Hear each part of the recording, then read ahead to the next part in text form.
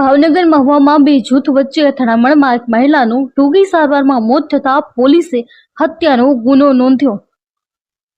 ભાવનગર જિલ્લાના મહુવા શહેરના જનતા પ્લોટ વિસ્તારમાં શુક્રવારે સાંજે બે જૂથ વચ્ચે અથડામણ સર્જાઈ હતી। પ્રાપ્ત થતી માહિતી અનુસાર કોઈ નાની બાબતને લઈને બે જૂથ વચ્ચે બોલાચાલી થઈ અને ત્યારબાદ વાતાવરણ તંગ બની ગયું હતું।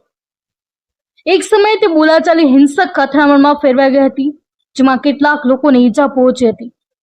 આ ઘટનામાં જયાબેન રાજુભાઈ બારૈયાને ગંભીર ઈજા થતા તેમને સારવાર માટે તાત્કાલિક ભાવનગરની સાટી હોસ્પિટલમાં ખસેડવામાં આવ્યા હતા। ત્યાં ડોક્ટરોએ તેમની સારવાર શરૂ કરી હતી, પરંતુ દુર્ભાગ્યે સારવાર દરમિયાન તેમનું મોત થતા બનાવ હત્યામાં પરિવર્ત્યો હતો। જ્યારે આ ઘટનાની જાણ થતા પોલીસ ટીમ સ્થળ પર પહોંચી અને જરૂરી તપાસ હાથ ધરી હતી। મહુવા શહેર પોલીસ દ્વારા મૃતકના પરિવારજનોના નિવેદન લેવામાં આવ્યા હતા અને સાક્ષીઓના પણ બયાનો લેવામાં આવી રહ્યા છે।